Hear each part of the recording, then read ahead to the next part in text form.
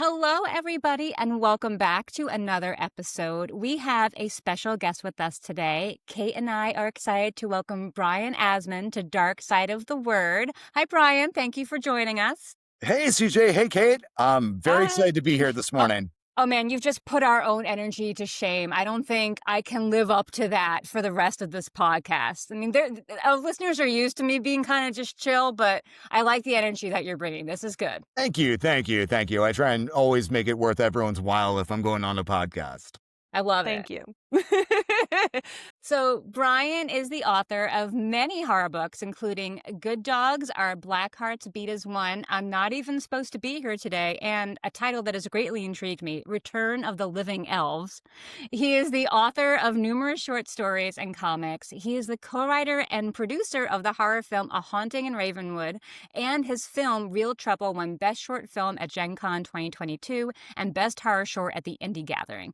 And Brian is here with us today because he is also the author of the newly published and excellently titled horror book, Man, Fuck This House and Other Disasters. Welcome Seriously. again to Dark Side of the Word. We are happy to have you here. Thank you. Totally excited to be here. Love talking horror with y'all. Awesome. Exact- That's what we I mean, love this as title. well. Yeah. This title, I was like, okay, I'll read a book that's Man, Fuck This. Yeah. Seriously. Any day. Seriously. Not only is fuck one of my favorite words to throw around because, hello, from Jersey, my horror trope weakness is haunted houses. So Nice. this book title just called to me like a beacon in the night, basically. And horror lovers, if you're thinking that the title sounds familiar, you are not wrong. Man, Fuck This House is actually a novella that's being re-released in this volume with 6 additional horror short stories. So you get 7 stories for the price of 1 with this collection, which is a fantastic deal, let me just tell you. Exactly. If I could add too, this version of the novella has actually been expanded. So there are brand new chapters and Okay. also other sections have been kind of rewritten. I'm calling it like a remastered edition. Okay. Essentially. Awesome. So it's, if you read the first one, this is really the version of the book I wanted to write all along. I had to cut a bunch of stuff to get the word count down to novella length with the first release. Here, so the Okay. first version was about 40,000 words. This is 47,000 words. So Nice. quite a lot of new material. Okay. Okay. I heard a great analogy that I think you're gonna love for someone else who was self-published and then put out, re-released his book under Trad Publishers. He said, "Oh, that one's like the theatrical version, and this one is the director's cut." Yes, that's a good analogy. I love that. And we are definitely going to get into more talking about like what you did through the revision process to go from the first version to the second process a little later. But first, I just want to come out and say that I freaking loved this book. I could not stop reading it. I love the novella. I love the short stories in it. They are just good, creepy tales, and they're self-contained. They prey upon the idea of our worst fears and nightmares coming to life, which I totally loved.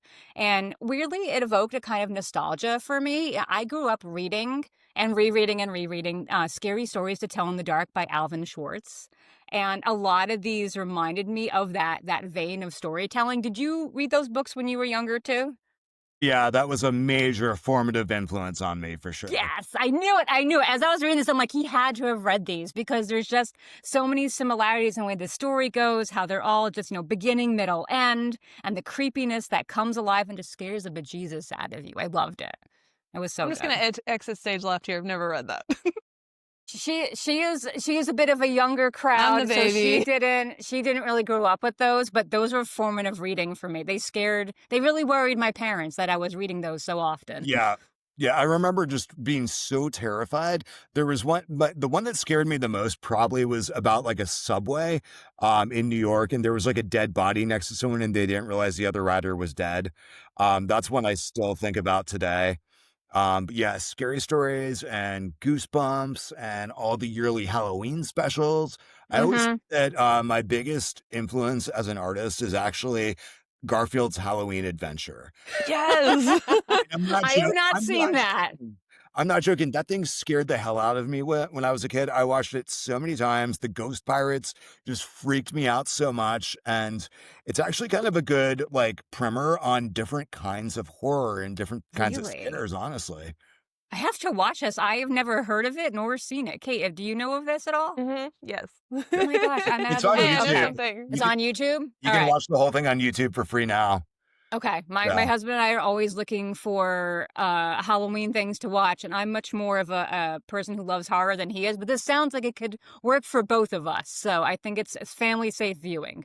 It's absolutely family safe viewing, yeah. Although, I mean, just be warned, it might turn your family into horror freaks like me, like it did with me. So It should be. It yeah. should I mean, be. CJ and I are definitely like the opposite of the world where we're obsessed with this stuff and our husbands are just like, no, no, go Yeah. away.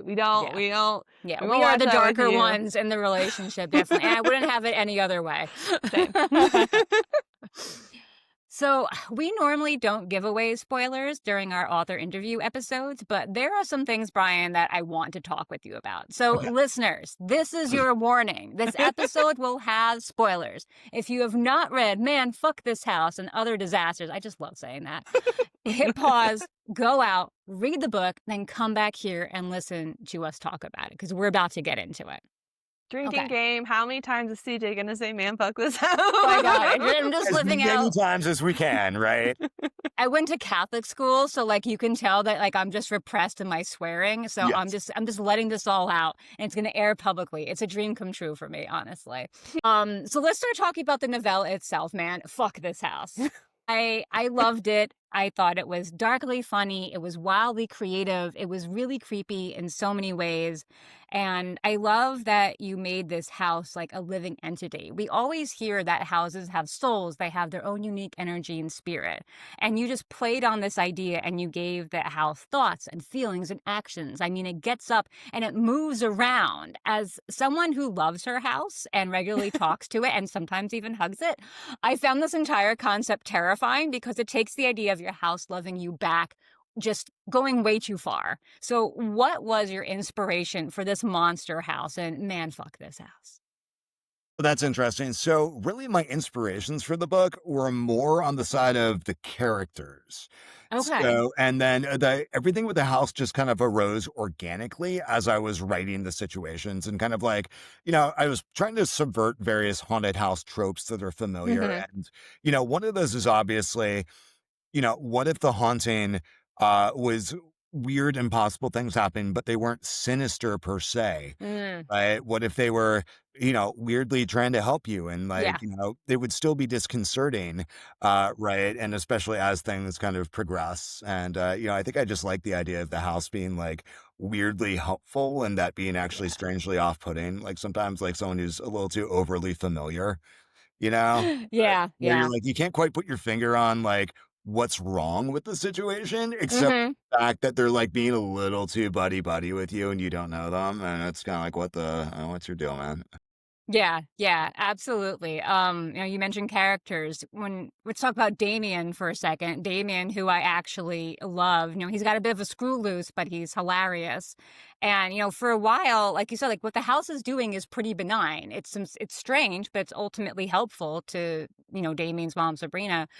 And then there's just Damien there plotting some evil little kid revenge on his mother for just being his mother. And I'm like, what the fuck is wrong with you, kid? And, like, he reminded me a little bit of Stewie from Family Guy. I haven't seen a lot of Family Guy, but I got a Yes. lot of those vibes. And so, like, who or what inspired Damien? Do you have some evil babysitting story you need to share with us about that? Yeah, I mean, well, I think Damien is kind of partially inspired by me, actually. I should say that. It's Explains a lot. yeah. Explains a lot. When I was a kid, I was always like kind of more, I felt like more emotionally and intellectually mature than Hmm. the people around me. And I always felt kind of weird and out of place. I felt weird and out of place all my life, actually, but for various reasons. That's for a lot of horror people. Yeah, most of us are kind of like that. My main inspiration for Damien, though, is just the fact that, like, in so many horror books and movies, Hmm. I think it's more in books because, like, in movies, there's an actual child. But a lot of time, like, when you have, like, the inner monologue of a child in horror, it doesn't quite work. It all, like in The Shining, that's my favorite example. It's a fantastic novel, but the Danny sections, it Hmm. sounds like a 42-year-old man like Yeah. thinking things, right? Yeah. And so There's it's so like, many novels like that. Yeah, absolutely. Yeah, and I wanted to write something I wanted to play with that trope a little bit, and the evil kid Mhm. trope is also one I wanted to play with. I'm like, what if he's a kid who's only pretending to be evil? You know? He's just kind of like he's playing a joke on everyone, and he has, like, the discipline and the intellectual firepower to actually pull it off, and, like, he's just having a good time. It's very well done. I was like, this kid unsettles me. He was very disturbing. If I were his mother, I would have shipped him off to, like, Timbuktu or something, because I don't think I can deal with him just, staring at me randomly out of corners. My cat does that, and I think it's creepy. I can't even imagine a human child doing that to me, because kids are Yeah. inherently creepy. Yeah, exactly, and so it's like I think about things like The Kid in the Babadook and obviously the Omen Mm, movies, and I wanted to just be upfront with it, like, and just like his name is literally Damien, yes, yeah, I love and that just to like nod. kind of like call my shot basically. Mhm. The people up front could see like, yes, I am fully engaging with the creepy kid trope right here. I'm trying to do something with it, Yeah. because I didn't want it to become like, well, oh, this is just another creepy kid. So that's why I like was very upfront about the fact that like this is a subversion that I Mhm. hope it No, reads. it was great, and, like, you end up feeling for him, you end up connecting, even though he's, like, off-putting and creepy in the beginning, you end up really feeling for him, and I feel like that kinda goes with how the house is too. The house is, it's creepy, it's a bit of a monster, but you also feel a little bad for it. It just wants to be loved, and it just wants to Yeah. find people to take care of it, and I like these sympathetic, empathetic characters that you created in with the house and with Damien. Thank you. Yeah, and like, yeah, the other kind of parallel I see between them is that houses don't get to choose their owners any more than children get to choose their parents, That right? is excellent. These I are love just that. kind of like, yeah, thank you. It's like situations that these Yeah. entities have been forced into with no Mm. consent, basically. Mhm. And Yeah. now it's like, well, you have to just deal with this now, and some houses are well taken care of and other houses are run down. And, it makes Yeah. a world where they have some sort of agency that some would be very unhappy with their circumstances. My mind is kinda blown by that parallel. I was an English major, so I'm always trying to, like, read between the lines and connect the dots in these, really annoyingly studious ways, and I completely missed that, but I love that you pointed that out, so thank you. Which no, This it's is really totally good. good. I mean, as the author, I kind of actually just made that connection myself through a lot of podcast, frankly. But it's like I almost never get to talk spoilers because all the podcasts I go on for this are like, no spoiler podcasts. So it's super fun to be able to dig into the actual book and then, kind of hit on different perspectives or views that I didn't have before. Yeah, definitely. Good. I'm good. I'm glad you're happy to talk spoilers because I already told them that we're doing that. And I mean, also the thing is the book's been out for 4 years, and so there is some, I while it's a remastered version, Mhm. it's an expanded That's version. true. It's not a completely different story. Like a lot of the things that happen Mhm. are the same, basically. So Okay. the ending's the same. So Okay. One of the Kate, were things I you also gonna found really interesting is the fact that in the end, even though we know the house is haunted, we know that the house has something going on with it in some sort of way. At the end, there was still that unknown of like, is this Damien who's doing some of the stuff, or is this the house acting out? Like, where's the line being drawn? 'Cause we know he's trying to do stuff. We don't know exactly what. Like, you hid that really well to just thank you. leave that tiny little horror question above your head of like, okay, which. So that was exciting. Thank you. Thank you. Something else I really liked about the way the house is, with it moving around and doing things, it's not only the kids that are seeing it, it's the adults who are seeing it. There's people in positions of Finally. authority, like, yeah, like the police and the FBI seeing it finally. And I feel like so many stories just, there's a lot more stories now that treat the supernatural as a fact rather than something to be debated or disproven. And I love that you did this. And I feel like, are you seeing this trend too with a lot of horror? And if so, what do you think is behind it?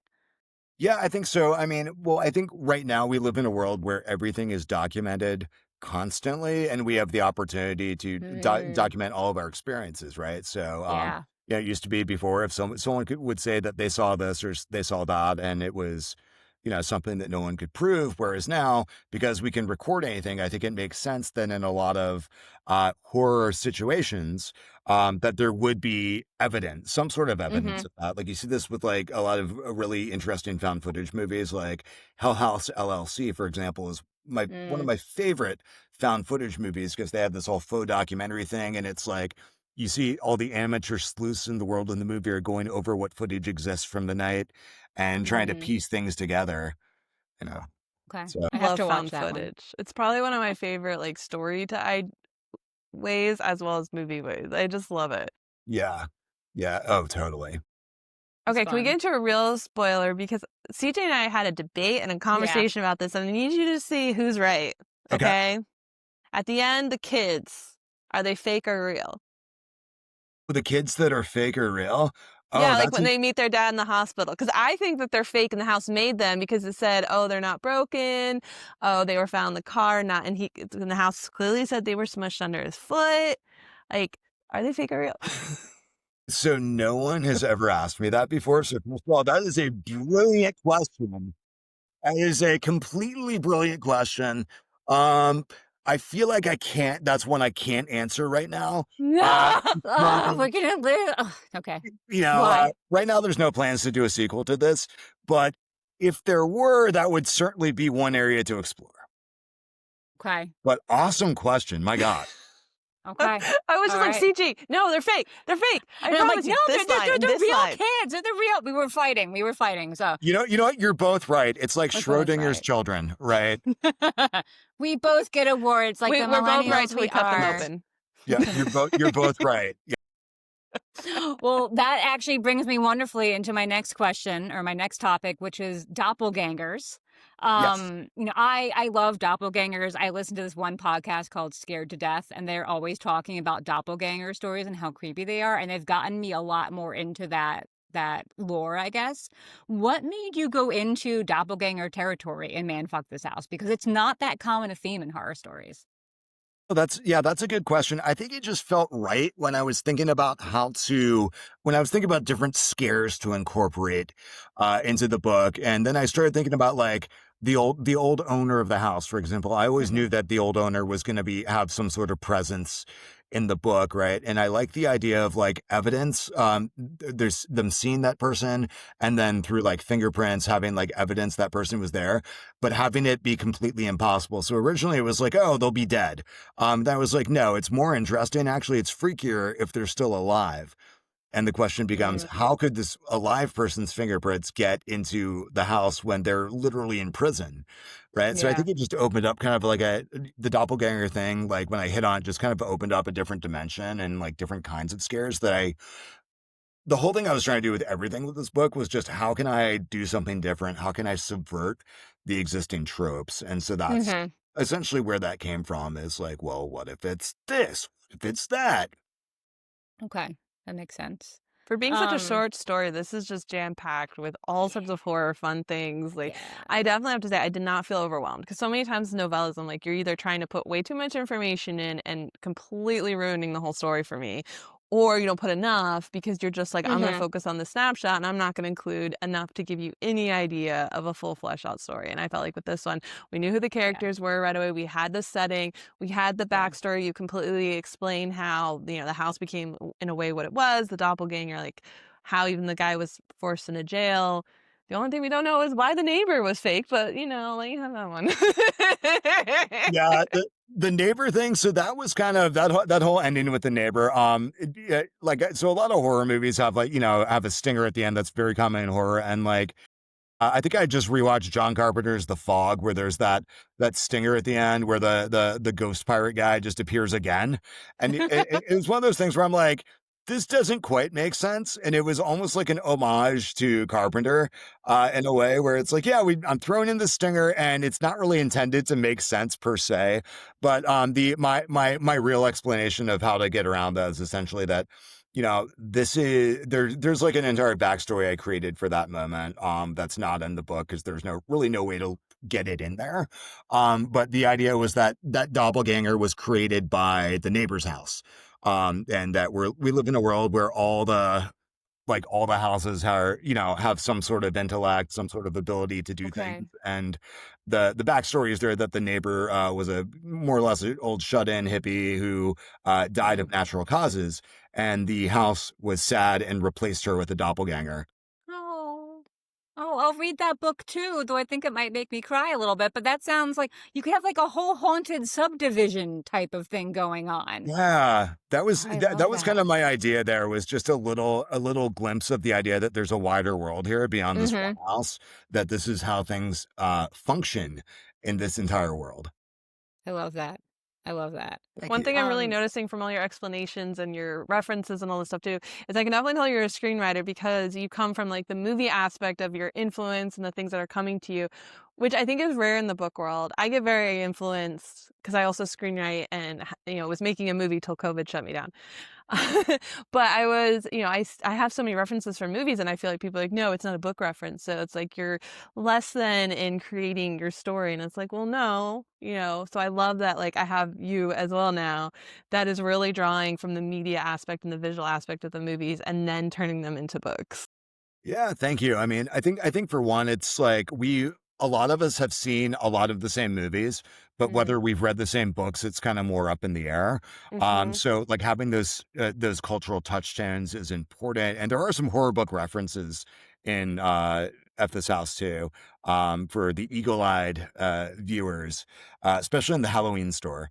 Uh, but yeah, so I think for me,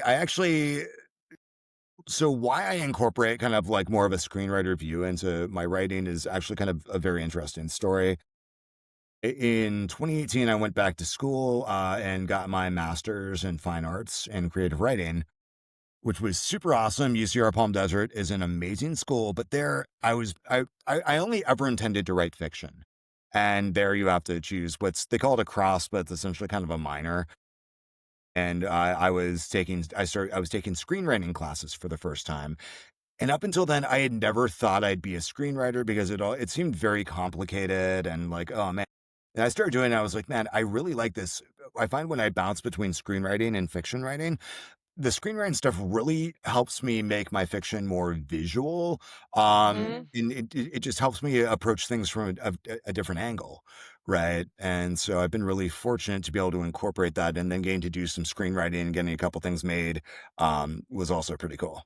That's so funny because every time people read my books, they're always like, "It reads like a movie." Yep. Same exact Yeah. thing, especially with all the short stories that I was reading in your book. I was like, "This reads like a movie." We have like the snapshots and the scenes play out and just the Mhm. perfectly placed information, so I keep going forward, but we're focusing on like the core visual aspect of the horror.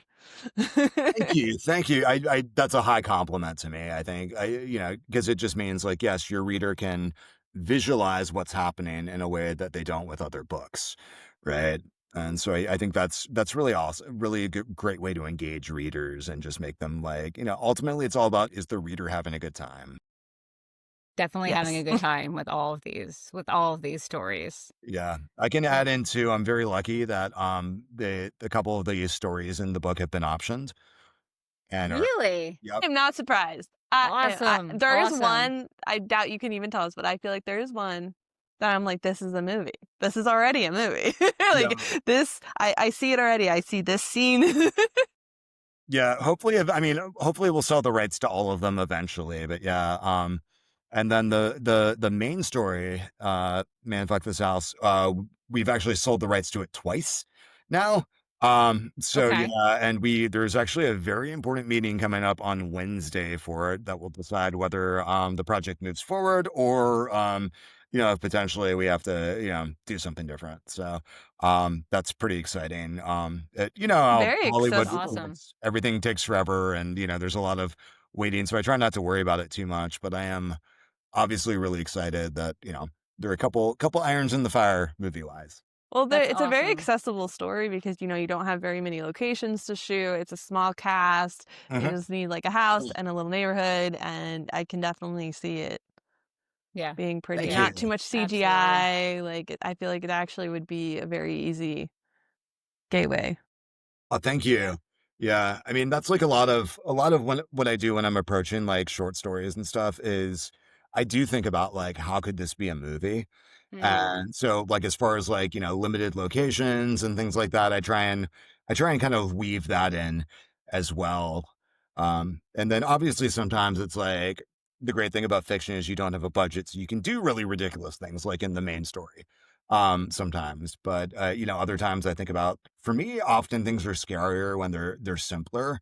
Um, Mm, I think Mhm. about movies that have truly terrified me, and something like this movie, The Witch in the Window, is one of the scariest Oh, movies yeah. I've ever freaking seen. Have you seen that? writing that down. Yep. Yeah, I find that movie so freaking scary, and like there's literally like a conversation between father and son that terrifies me. And then I think within a month of that, I watched, like, I don't know, like the latest film from the Conjuring universe or whatever it was. Mm, It's like, this is entertaining. I'm not trying to just like crap on a popular franchise because I'm yeah. a hipster or something like that. A horror movie that's got like a $50 million budget just cannot scare me the way that shoestring budget does, because you have to really be creative. And honestly, big CGI monsters just don't scare me that much. Do you remember the film short? It was like 2 or 3 minutes. I think it was called Lights Out. That Yes. came scared the bejesus out of me, and then I That's watched saying the a lot for movie. CJ. I was watching it. I was always the first one in my office early because would commute into New York City, and so I'd be there at like 6:30 in the morning. And my friend had sent me this link, and they're like, "Oh, you should watch this." And I'm in like this darkened office, no one else is there, and this thing just like at the end pops up on the screen. I screamed so loud it brought the security guard coming. My God. And I was like, I'm fine, I'm totally fine. Like a woman screaming in a random dark building in New York City, like is gonna be a little like alarming for a security guard. Yeah. So yeah, Well, at but least now that you was know so that your good. office's security is up to par, basically. Yes, that is true. That was good. But yeah, it's like so simple, like just lamps and plugs, and then just like a half a second of a creepy thing at the end, and boom, that was amazing. Yes. Yeah. Yeah. I love that. And I think, to your point too, I think with horror, a lot of times shorter is better. When I read a lot of like the doorstop horror novels, like for the most part, they're like, I enjoy them, but they're not necessarily really scary because it's kind of hard to maintain that for a long time. So Yeah, it that's really, true. when I read one of the 600, 800 page books by like a Peter Straub or a Stephen King or something like that, they kind of are more like horror flavored fantasy to me Mm, than like horror itself. Whereas I read short stories, and like Stephen King short stories are freaking terrifying in a way that his novels often don't work the same way for me. Um, mm. Although I I will No, I read. can say, see The that. Shining, really, the novel The Shining, I found terrifying throughout. Yeah, the I have movie's not as bad, but yeah. I have not yet read The Shining. I need to. Everybody keeps telling me. I actually have not read any Stephen King, which I know is like sacrilege for a horror lover. But I think I'm remedying that next year, probably. So Yeah. I read a lot when I was younger, and now, like, it's not that I don't enjoy his work, it's more that, like, there's so many different voices to read. And so, yeah. like, I generally have a hard time reading more than like 2 or 3 books by any one individual author usually. Mm, Just because of like, I'm like, man, like I go to like a lot of conventions and book events and things like that. And I like being able to tell someone I randomly run into that I read their book, or that like I know about this, oh, that story you did for that magazine or something like that. hmm I like having like points of reference with people. And so I really try and read more broadly than deeply these days. I mean, Yeah, that's the only way to become a better writer because you have to it's true. expand your reach, your understanding, see what other people do, see their writing styles, see new tricks of the trade, anything like that. Yeah. Yeah, Yeah, definitely. absolutely. That's what we try in the podcast is to read so much. I mean, we've read such a wide range Yeah, and we've gotten to these little niches sometimes we're like, wow, that was amazing, but no one talks about it because it's such a small little book that's not getting the notoriety, but like so good. yeah. That's so Yeah. good. That's one of the things I try and do with my social media is like, can I bring attention to books that I think deserve a wider audience? Because there's so many cool things happening in like the indie scene, for example. I'll still read, like I'm Yeah, reading Josh Mallerman's Instance Around the House right now, which is great. And yeah. also a very good example of like writing from a child's perspective that feels realistic. Yeah. CJ loved that book. I did love that one. I did like that one. I like that again because like the horror is just being accepted at face value. Everybody's seeing it, it's happening. It wasn't just trying to debunk the whole thing. Yeah, I thought that was I'm only 100 pages in or so, but I thought that was a really interesting approach. And yeah, definitely a great book. But so I'll read that, and then I'll go back to reading something that's a little more on the indie side, or a little smaller book. And Yeah. Have you read Blanky by any chance? No, I have by not. Keelan. I think his name is Keelan Patrick Patrick Burke. Burke. Yeah, Yeah. amazing, amazing, terrifying. It's a novella. Yeah. So good. Okay. Loved it. Highly recommend. His Sour Candy, which was fantastic, Okay, I haven't and read that that that one. was actually scary, like, a lot of time like, I know when you read a lot of horror, you're it's Uh, and again, you love it not because it's scary, but because you love the genre, and so yeah, things don't have to be scary to be amazing, agreed. but sometimes I'll read something, I'm like, "Oh, that actually scared me," Yeah, and yeah. I thought Sour Candy was one of those examples of something I found actually scary. Yeah, one of the things I was gonna ask you is that are you actually scared by anything more, or are you so desensitized to horror that nothing really penetrates? Because I feel like I get that way sometimes with all the horror I read, but I don't know if that's that way for everybody. Yeah, I find it I generally, I'm more desensitized for sure. And so I do try and read in different genres and, Mhm.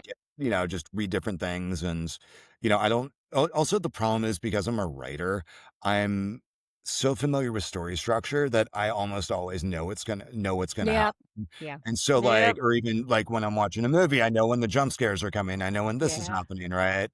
And It ruins the enjoyment. Our craft is ruined in just simple enjoyment of reading and watching things. I know, and so, It's it's one of those things where I'm like, I still enjoy it, but it's not I'm enjoying it on a different level, but I think the reverse of that, which is cool, is, I almost never hate anything either. Mhm. Like, I'm Oh, that never doesn't like, happen. "That sucks," and kind of, like, how much I enjoy something is almost beside the point when I'm appraising it these days. It's like, Mhm.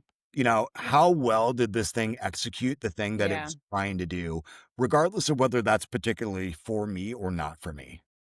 Yeah. Yeah, exactly. The only thing that ever jump scare I did not see coming was in Haunting of Hill House. That was the only Mm. one that they did Yes. not, like, set the camera up. Because normally I'm like, especially if they take that certain angle in the car, I'm like, "Oh, something's about to hit them Yeah. or Yeah. something's about to jump out." Yes. Like, we're about and that one nothing led up to it. No camera angle, nothing, and I was that one got me so bad. That scared the shit out of me. Yeah, that Yeah. is if there's a jump scare hall of fame, that definitely belongs in it. 100%. Yes, definitely. I jump scare at everything, so I'm sure it got me. I don't even remember it because it was just 1 in a million that I have jumped at. Yeah. I I will say the one thing that does consistently scare me is when things that shouldn't move have moved. Oh Um, god. just to explain, not seeing something moving, that's not particularly scary to me, but seeing that something has moved. So for example, Mm, all the, in Hell House LLC, the clowns, for example, like when they're in the basement and the clowns' heads are all facing one way and the necks aren't even supposed to turn, and someone turns away and then looks back and the clowns are all looking a different direction. God, yes. Oh, Like that shit I find that shit consistently scary. Um, yeah. in The Shining, the novel, that's one, there's some really great stuff with that. You gotta Um, read The Silent Companions by Laura Purcell. You'll never look at ooh, wood the same way again. Pencils, desks, anything made of wood, it will completely ruin it for you. Silent Companions, okay. Silent Companions, I so mean, it's not good. like you didn't ruin mirrors in 7 years. Thanks a lot. Yeah, yeah. One of the things I loved in your short stories, all the collection of short stories, is how you bring a lot of urban legends to life. That we've all heard about, like the ghost of the cyclist in the Rushes reminded me of like the Phantom Hitchhiker lore. And then 7 Years playing on the mirrors breaking and but also the Bloody Mary mirror legend too. I love that. What are some of your favorite urban legends that scare the shit out of you? Well, I mean, definitely the Bloody Mary thing. It scares me because there's this concept in French called the call of the void. Yeah. I forget exactly what the French term is, but it's this idea that when you realize that you could potentially hurt yourself and feel called to do it for no reason, like when you're Yeah. standing on a Ugh. balcony and if you Yeah. just randomly think just, oh man, I could literally just Jump jump right off. now. Yeah. Like that scares the hell out of me because I think Yeah. it's like your own psyche working against you, basically. And so Bloody Mary plays on that whenever you're in the bathroom and you indict and you catch a glimpse in the mirror and you think to yourself, shit, I could just say Bloody Mary right now. I could do it. I could do it. And And the whole life is over after that. yeah, and that's one of the things that honestly, so if I Okay, so if I get up during the middle of the night to like go to the bathroom or something like Yeah. that, I won't turn on the lights because I don't want to be woken up, right? But I also studiously avoid the bathroom mirrors even to this day, and I'm in my freaking 40s now, just because, not because I think I'm going to see anything in the mirror, but like I don't want my groggy mind to To trick me into call it. thinking I'm seeing something in the mirror because that'll scare the shit out of me and I won't be able to go back to sleep. Yeah. Yeah. You don't wanna just, like, when you're sleepy state, be like, "What happens if I just say it? What if even I just think it, and all of a sudden it'll just appear, and then I've done it, and I can't take it back." Yeah. I avoid that too. Exactly. It's like that. It's that weird temptation where you're like, I don't even want this, but I feel compelled to. It's kind of like, like Hellraiser and stuff plays on that a lot of, you could just totally destroy yourself and you're called to do so and you don't understand why. And it's like, it's freaky. So So yeah. creepy. So creepy. Yeah, the urban Um legends were a big influence on a number of these. You mentioned the cyclist story. That Mhm. was less of a Phantom Hitchhiker thing. Actually, it was fully inspired by my own experience. Really? Yeah, I not that that happened, but like, so I'm a cyclist, and in the book, the portion of PCH where it takes place, that's like a real place. Mhm. I was riding my bike and I had just gone up and down these hills. And then all of a sudden, I was thankfully onto a straightaway, but all of a sudden, my brake line just snapped. Uh, Oh, and I was like thinking to myself, like, my God, if I had been on these hills and like, my brake yeah. snapped like that, like I could have easily gotten into a really bad situation. Yeah. And that really scared me. And so that was kind of the impetus for the story. It was the rest of it, the supernatural stuff just kind of like popped into my head. Mhm. The Yeah. original version of the story was actually completely different. There was no monster or anything Okay. like that. It was more, there was like a car accident at the end. Um, yeah, Okay. it was I more about, noticed that In the Rushes had and I think it was the only story to have, like, a happy resolution to it, and I was wondering why you put that in there. that's a good question. So the reason why it has a happy resolution is because my editor, Brendan, told me to make it happen. You can't be so morbid for every single Yeah, story, you have to give yeah. them something to cling to. Yeah, yeah, because it was originally a downer ending, and he's like, no, you need like, he's like, I feel like a happy ending would work better here, and I thought about it, I was like, okay, yeah, I think it does, I think you're right, so I I had to appreciate get it my was a arm twisted a surprise. little, It you was know. definitely a surprise, I didn't expect it because everything else is kinda like, a little off, and then that one's just like, "Oh, that's just sweet," you know? You So gotta it give was us hope good. we can live a little bit through the haunted stories. Like, you got a little hope. Yeah. Yeah. Exactly. And I think generally in horror, when you have my principle is basically for horror short stories, I think generally downer endings work better. And for longer horror, like novel length, I think some sort of upbeat or pyrrhic victory Yeah. works better. Because I think if someone spends 400 pages with characters and then like they all just die at the end, it's kind of like, well, that was a little pointless. Yeah. Whereas if you only spend 20 pages with a character, it's completely fine if that character meets a horrible fate, you know? That's true, that's a really good point. I think that's what I loved about your stories is that and I said this to Kate, like, we've read some novels where I'm just like, I was really hoping for someone to die or for someone to lose a limb or something. I'm disappointed with the happy resolution, but with your stories, there's horror happening, and that's what I want sometimes. I want that horror, and that's what I also loved about the scary stories to tell in the dark. They were not afraid to be terrifying and just leave you terrified with nothing to cling to for hope. So I'm glad you Yeah. did that. Oh, thank This you. is Thank you. Thank you. this is very refreshing because we actually have started with a coin phrase now of, "Was this horror?" Because we've read so many books that are shelved there, we're just like, "Oh, come on, like, nothing about this meets the stereotype of horror," and so we're just like, "Okay, whatever," and, like, when I read this, I'm like, "This is just classic horror after classic horror after classic horror," like, yeah, it was great. Yeah. And And I Thank especially in you. think 7 years, like, just the ending, because I was like, "Okay, they're gonna be fine. They're gonna ride into the sunset, they'll find a house, it'll be fine," and then it's like they get pulled over and boom, done. Yep. Fade yeah. to black. Yeah. Yeah. Uh, Yeah, some things you just can't run from. So, You should do, like, yeah. the Pixar stuff where, they always do, like, a short mm, story at the beginning of the big yeah. story and just do 7 years, boom. Yep, Yeah. exactly. Yeah, I mean, I'm hoping maybe some of these anthology TV series also might be interested in picking some Yeah. up. I don't think they're doing any more creep show, unfortunately, but I feel like 7 years especially would have been like a perfect creep show episode. Hey, Yeah. but never know, maybe you can be the one to like the what is it, Gilmer I can never say his name. Toro, Guillermo del Galmero. Guillermo Toro. del Toro. Yeah, Oh, Guillermo del Guillermo del Toro. Like if Toro. you ever like maybe you can put out a mini series like he did with just the Yeah. short stories and just Mhm. have like Cabinet Yeah. of Because Curiosities. Yeah, that was great. There were so many really cool ones on yeah. that series. So the yeah, rat one, ugh. love to do I something couldn't like that. I couldn't watch all of them. They were a bit I love spooky horror. I don't love visceral, gory horror. So Mm. some of those I was like, I can't watch these anymore." Yeah. Yeah, they got kind of gnarly. They definitely got kind of gnarly in different Yeah. places. But Yeah. I yeah, can appreciate it, but I can't stomach it. I have to turn away. I'm a wimp when it comes to that stuff. yeah. There was like the rats one that was like, ugh. see I Oh, the that rats one one. I just like got that me. one. I like that one.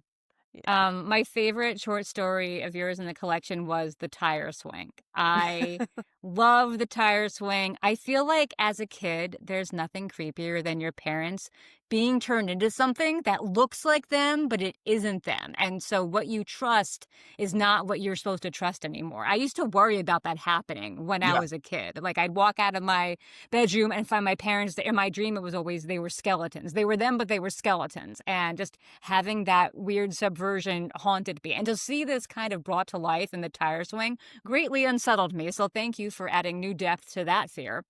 thank But you. I also love how you left everything kind of unresolved.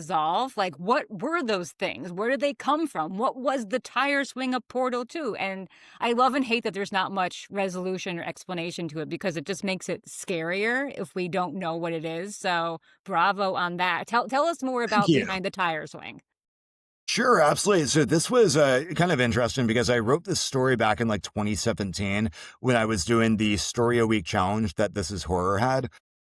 They had this whole thing where they're like, write one story a week for a year. And it was, they had like a Discord. And so I became friends with a bunch of horror writers through this Discord and our attempts to write a story a week, which I succeeded. A bunch of people all like, met the challenge, which was really cool. That's But yeah, amazing. yeah, this is when I did in 2017.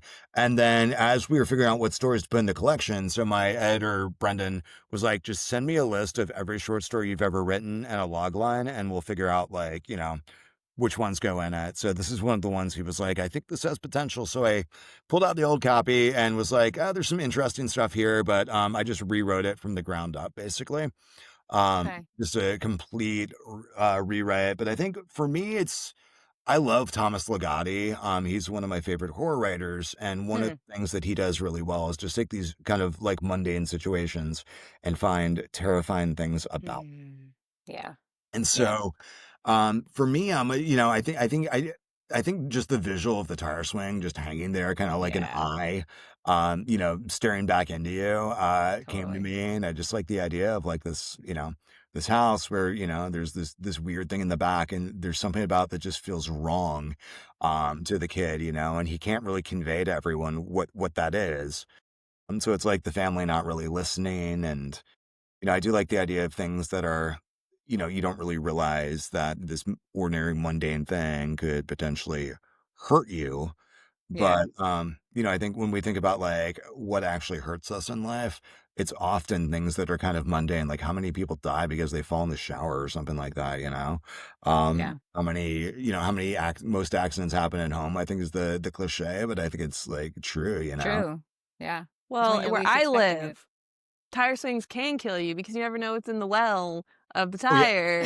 So Yes. there could be a scorpion, there could be a snake, there could be a black widow. So yeah, they do God. kill you where I Yeah. am. Oh. That's a really good observation. Oh my God, that is, ugh, Like if I ever put a swing in my yard, it's gonna be like the single piece of wood and a chain. Because like Yeah. no. I never thought of that when I was a kid because I didn't live in Florida. I didn't realize so much horror could emerge from a tire swing. Holy crap. That is intense. But yeah, So that yeah, was that that is was a my horror story favorite for me. one. What'd you say? I said that is a horror story for me. It's its yeah. own horror story. It's a natural horror story. Yes. Oh my God. You're right. You're right. I can just picture a snake curling up in one of those. Like, For me, it's the Black Widow spider. Oh, geez, yeah. no. Mm-mm. Mm-mm. Yeah, So Um, since I you got bit by a brown recluse once. Oh god, oh my That god. was pretty gnarly. Okay, this is actually kind of a funny story, real quick. Hilarious story about spider bites. So I was, God. yeah. Okay, go ahead. So I think exactly how it happened. There were these bushes in my yard at the time, and one night we had kind of been out drinking, and you know those like balance boards that like Uh, emulate like surfing. Yeah. So I was on one of those and was like just kind of like rocking this thing out, and all of a sudden, because we had been drinking, I slipped and I fell back into the bushes. So I'm pretty sure that's when it happened. Didn't think anything of it at the time though. And then about 3 nights later, we were at the bar again because like I was like, 25 at the time. We did this all the time. And my friend next to me is like, "Hey, what's on your elbow?" And I'm like, "What are you talking about?" He's like, "Dude, there's something weird on your elbow." So I look, and there's like this thing that's like, like right about here, this like kind of like raised, hard, like circular thing, And I'm like pressing on it, and it's like hard. And I'm like, "What the hell is this?" And my friend like looks closer. He's like, "Dude, I see like a couple little bites in there." And I'm like, he's like, "I think that's a spider bite." I'm like, "Oh, okay." Anyway, let's get another round. And so about 2 days after, I didn't do anything about it because I didn't have health insurance at the time. And again, I can't stress this enough. I was a 25-year-old, like, surfer bro living Yeah. in Ocean Yeah. Beach in San Diego, which is like just a complete, like, at the time it was just where all like the derelict burnouts lived, basically. And so, Like, yeah, I don't whatever, spider bite. yeah. I don't recommend this to anyone, but like that Saturday we were on the beach. We were all like every Saturday we go to the beach, we play volleyball, and like we usually like all get a keg and like bury it in the sand. And then just kind of like drink all day, surf, play volleyball, etc. Right. And so I was on the beach and this was like 3 o'clock in the afternoon or something. All of a sudden I was like, I started feeling like garbage. Like I started feeling like sick and like really faint, like I was gonna like pass out. And I'm like, "What's going on?" One of my friends was like, "Hey, did you ever get that like weird thing on your arm checked out?" And I was like, "No." And they're No. like, "You good." And I was like, "All right." So I drove to urgent care and they're like, "Oh yeah, this is a brown recluse bite." And this was like, yeah, they're like, "Yeah, this is like turned into an abscess, so we should probably drain it." Oh Uh, my God. and so they drained it and gave me some antibiotics. And then about 2 days later, I noticed that the thing had like kind of like filled up again. And so Yeah. at the time I worked for a medical device company that made spinal surgery kits. So I had all these like sterilized scalpels and like betadine and all these other things at work. And so like I just took some of the supplies Oh, into Brian. the bathroom and just redrained it myself. Oh my God. And well, you just helped seeing me that because stuff come out, like, 'cause it's like it was like blood, but it was like super thick.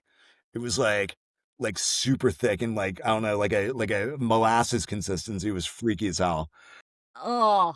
Oh my God. Oh, wow. Okay. You are a master of horror, my friend. Yeah. Why do I feel like now I'm not gonna get invited back on this podcast? If you write any medical horror, though, I am not reading it.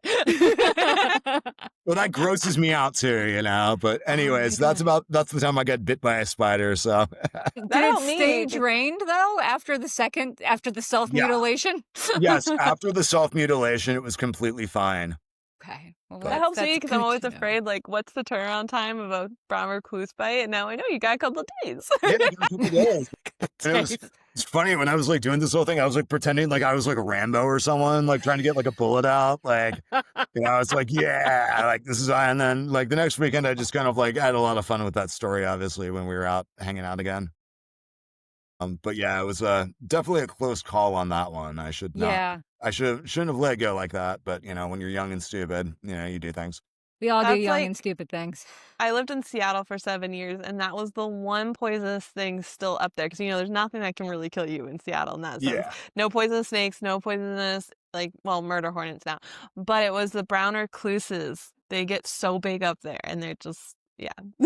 I got. I have a new Like, appreciation for New Jersey. I don't know if we have those or not, but I don't think I've you ever probably seen do. one. You probably Okay. do. I'm not gonna go looking for those. Okay. They live in more foresty areas or bushes, as Where I'm I learning. live. Okay. Yeah. I live in a forest. I live in the woods. Okay. All right. You should have seen CJ on one of our episodes. A spider was on our desk, and like right in the middle of the episode, she's just like, "Die, fucker!" God. Yeah, it was man fuck the spider is basically Yes. what happened I there. yeah. Well, now that you said all this fun stuff that you have like 52 short stories that you've written, Yeah, are we at gonna get least. another collection of short stories? Yeah. Well, that's a good question. So if this one sells really well, you will absolutely get another collection of short stories All very right, quickly.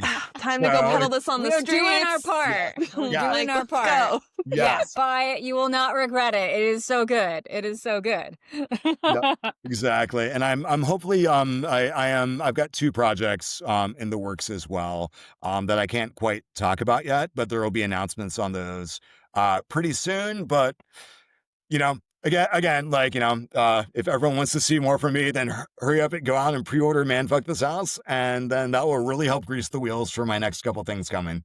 Yeah. That's really So exciting. going back to Man Fuck This House, what are some key differences between the debut version and this version?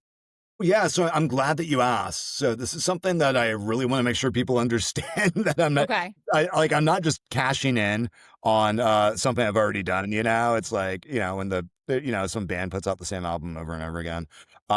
Yeah, so in this case, it allowed me to expand the narrative. I originally had an idea for having like 5 days, and I had to cut a whole day out of the first draft because of just space constraints. I had a requirement that the first book had to be 40,000 words and no Hmm. more.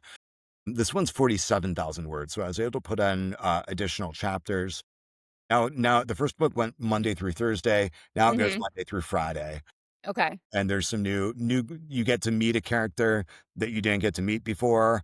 Okay. It's, very important.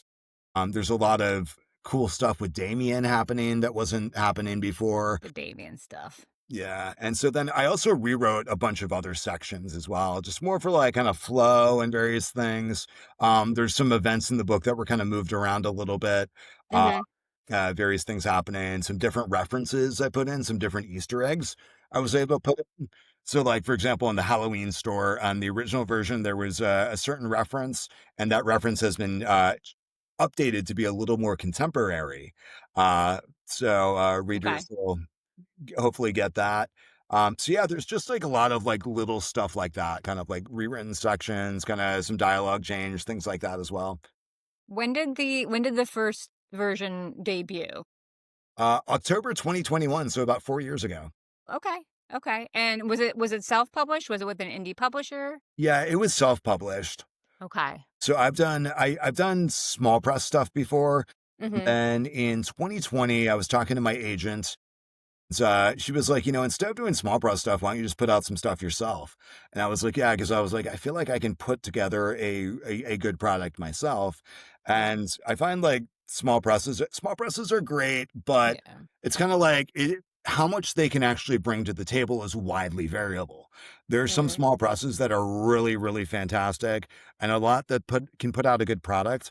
But as far as like the amount of like marketing and distribution, they maybe don't have as much capability there. And so when I Yeah. when I look at something, I'm like, well, I can commission a cover artist, and I can commission someone to do layouts and editing and things like that. So like if I'm going Mhm. to work with a small press, I actually signed a deal with one recently for a project that I can't talk about yet, but there are certain small presses that really do bring a lot to the table. Like for example, like Clash and Shortwave, Mhm. and Dead Sky, I want to call out specifically. And Racerhead is great. And they're all doing like, different things and they bring a lot to the table versus, some other small presses that are labors of love, but if they don't have distribution, if they don't have strong marketing. Yeah. Talked to plenty of writers who got they're so excited the small press is putting out their book. And then, in the lead up to it, they're like, well, I'm not getting any updates from the press about the marketing and outreach, or like, I'm not getting arcs, or this isn't happening, or Mhm. that isn't happening. And, it's one of those things. So anyway, I made the decision to self-publish in concert with my agent, which is very unusual. Yeah. Yeah, Most agents will definitely. not tell people to self-publish, but in this case, she was like, why don't you just put out some books, build your audience, and go from there? Mhm. Okay. And have So you when it had the yeah. same Sorry, Kate. Do you I was wanna gonna go? say, so when it comes to Man Fuck This House, were you reaching out to trad publishers at that point, or did they reach out to you because of interest? So they reached out to me. So actually, the way it all happened was kind of interesting because so the book comes out in October 2021, and it does better than anything else I've done to that point, which is great.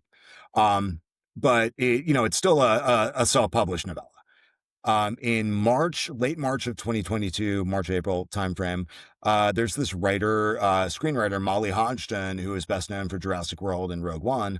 And she tweeted about the book. She was like, this is the best title for a haunted house book I've ever seen. Yeah, That got screen capped and became a meme.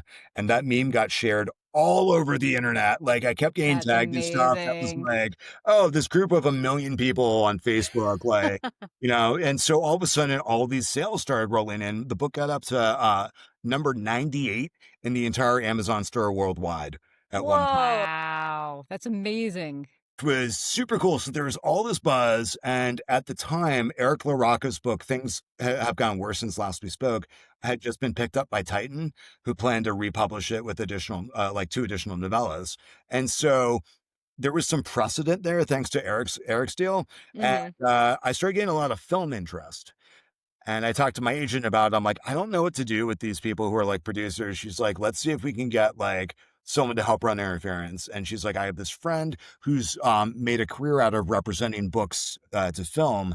Mhm. He just got a new job and let me talk to him. My Brendan Deneen, who works for Blackstone, he ended up becoming my film agent. He also picked up Man Fuck This House and also my previous novel, Good Dogs. So yeah, they're republishing Man Fuck This House this year. Yeah. That's Yeah, amazing. Yeah, that's quite a ride. I love that. I love that. thank you. It's been very unusual. People ask me how things happen. And I'm like, well, this isn't really replicable. I got very, I got lucky. But one of my favorite quotes is from Todd McFarlane, the creator of Spawn, who I was listening to him on the Tim Ferriss podcast, and he said something like, hard work increases the surface area that luck has to stick to. Mm, Mhm. So I think generally if you're really working to elevate your craft, if you're focused on putting out the best product possible, then you will not always win. Things won't always break your way, but it increases the probability that they will. 100%. If you didn't have such a quality product that someone liked enough to retweet it and such a high up, she probably sees thousands of things all the time. And this sparked her, and so you made a quality product. Yep. yeah. That's why, yeah, I think that's why, right? That the book has had such a long tail. Before we took the old version off the market, it was still selling regularly for like 2 years. Um, beyond that initial sales spike, it was still like, I mean, I was still making Mhm. a really impressive amount of money every month off the book. And then it was selling at my local bookstore verbatim. I believe they sold 500 copies themselves Wow, just that's alone, great. that one bookstore. And That's it's awesome. one of those things where it's like the title draws people in, but if the rest Yeah. of the book wasn't good, it wouldn't have had this long tail, is where I was going with all that. Yeah. Word of Yeah. mouth. Yeah, and I feel like having it republished too. I remember seeing your book come up on a list of something like years ago when it first came out, and I added it to my Goodreads. And every October, I try and read like 10 different scary books, and that was on my list. But I have to get them from the library because I like getting library books, and I Yeah. also don't like to order directly from Amazon. And I couldn't get Man Fuck This House through my library, and I didn't want to order it through Amazon, so I didn't read it. And it was like, "Oh, I'll get to it eventually." And then when I saw that it was being released, I'm like, yes, I can get this now. Yes. And I was so excited. And it's great that you're going to be even able to reach even more people now. And I feel like this is something we're hearing from a lot of horror authors who started off self-published, like Cynthia Pelayo and T. Kingfisher, and then they're picked up and redistributed, and then they have, a way paved for their new works. And that's just the way it's going now. And it's fantastic because we're learning about all these new writers that we were kind of like buried before, you know? Mhm. Yeah, it's been really cool to see just the way that like industry has completely changed their view on self-published work. But I mean, not completely, but it's night and day with Yeah. how it was 10 years ago. Like, there were some people that would sign trad publishing deals like Andy Weir and Jason Pargin, but Hmm. not a lot. And Yeah. now you're right. It's like there are more and more people. Who's the dark romance lady? They just made a movie on Netflix about her. Colleen Hoover. Oh, Started yeah. out self-published. Um, Really? Okay. yeah, that one, and there's a number of other kind of books, like that have been originally self-published and then picked up by publishers, and it's certainly really cool to see. Also, just the, brick and mortar stores embracing self-published books. Yes, There's definitely. so many Barnes& and Noble locations who I'll go into and I'll be like, "There are a bunch of self-published books here on a freaking end cap." It's Yeah, crazy. that's Yeah, I amazing. I love see that that in about local bookstores too. yeah, I love It's it, so like, if you great. meet a certain quota of number of books sold in Barnes& and Noble, if you publish it, then they will put it on the shelf, and then it's there. Yeah, it's really awesome, and, just seeing self-published work get some respect, and Yeah. it still has a lot of hurdles to go through, and some of those hurdles are certainly things that are still being inflicted every day by the millions of people who self-publish books and, like, really half-ass it, uh, Yeah. or not even half, like, quarter-ass it, um, but, it 1/8. it's good that people are recognizing that there are really amazing, really well done stories out there. Yeah, we don't just have to look to the gatekeepers to get good stories. They're just it's giving so many other people a chance to read and to write, and it's just making dreams come true from everywhere, which is Yep. nice. Yep, exactly. Like, it's a real rising tide raises all boats, Yeah. and it's good for trad publishing, it's good for indie publishing, it's good for everyone, right? It's the more books that there's a buzz around, the stronger like the book talk and bookstagram communities get, right? And more Hmm. people are going to continue buying more books. Yeah, I've had definitely. Exactly. conversations with a number of people who are like, I actually wasn't into reading for most of my adult life, and I just recently got back into it a year or two Mm. because of something on some like book talk thing or whatever that drew them in. They're like, well, let me give this shot. Now all of a sudden they're like, yeah, and I've read 50 books since then. That's awesome. That's so great. I love that. Next I up, love Book that. Hawk account. So, Well, one of the questions we like to ask everybody who comes on is if you weren't writing books or making movies, what would your dream job be? ooh, that is a good question We've because gotten lighthouse keeper. We've gotten mm, Entomologist is entomologist. another one. Yeah. yeah, vampire hunter, that would be kind of cool. Yeah, I mean, obviously working in a comic book store, working in a movie store, like a movie rental store, working at an arcade, all my 90s childhood dream jobs. Basically if I couldn't be involved in entertainment, or like being in a band. Nice. Oh, What kind of yes. band? Yeah, punk rock, obviously. Nice. What would you Us. Yeah, play? horror punk. Lead singer. Nice. Nice. You definitely have lead singer energy. I'm not surprised. Thank you. Thank you. I'm getting to see a day to remember in like 2 weeks. I'm stoked. And hopefully That we'll be going to Warp Tour in Orlando. hell yeah. Well, thank you so much again for coming on. Please, Yes. listeners, make sure to get a copy of Man, Fuck This House and Other Disasters. Your wherever you buy books. I will include a bookshop.org link below. Otherwise, thank you so much. Please make sure to rate, review, and subscribe to this episode so that you never miss any content. And we can also spread the word about Brian Osman. Wait, did I say it right? Asman. Asman. Asman. So we can spread the word and get the news of this book out so that we can hopefully get another book. Okay, that is our Yes, we job. want Yes. more books. Marching we want more orders. scares. All right, Yes. thank you so Yes. much. Bye. Bye. Yeah.